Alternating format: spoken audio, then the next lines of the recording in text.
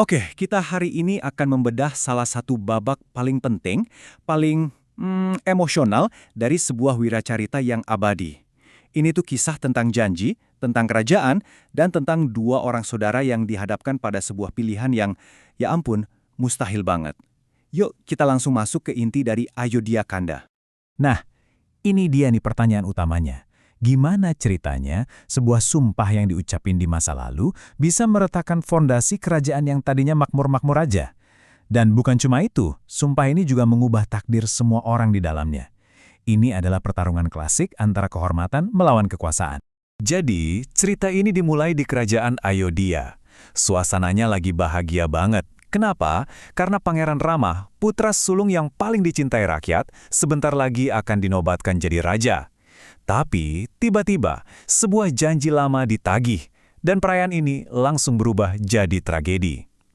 Jadi begini, bertahun-tahun sebelumnya, Raja Dasarata pernah janji mau kasih 2 permintaan apapun ke Ratu Keikei.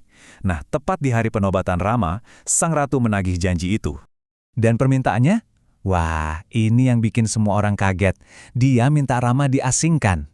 Bukan cuma setahun 2 tahun loh, tapi 14 tahun. Coba bayangin deh guncangannya. Pewaris tahta yang seharusnya pakai mahkota, malah disuruh ninggalin semuanya dan hidup kayak pertapa di hutan. Terus, permintaan keduanya?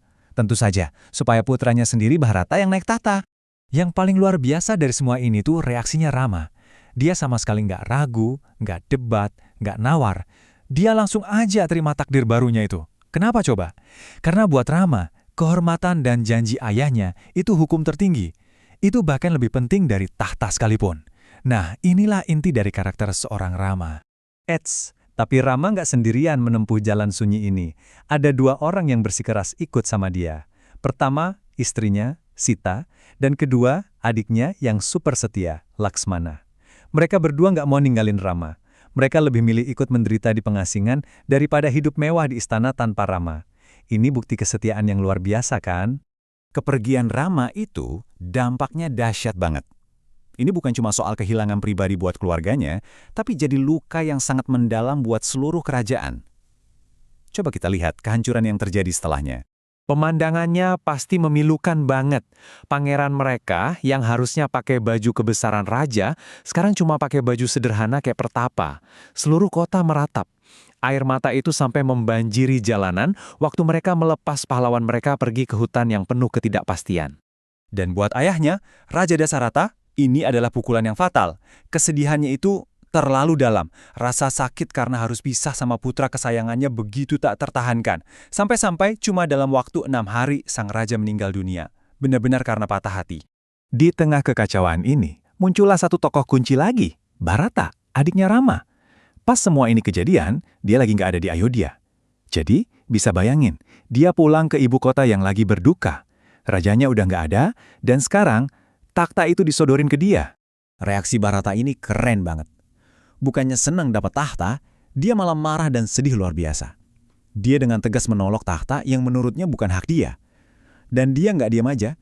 Dia langsung kumpulin rombongan, pergi ke hutan dengan satu tujuan, cari Rama dan mohon supaya kakaknya itu mau pulang. Nah, momen ini nih yang jadi puncak emosional dari seluruh babak ini. Pertemuan antara 2 saudara di tengah hutan.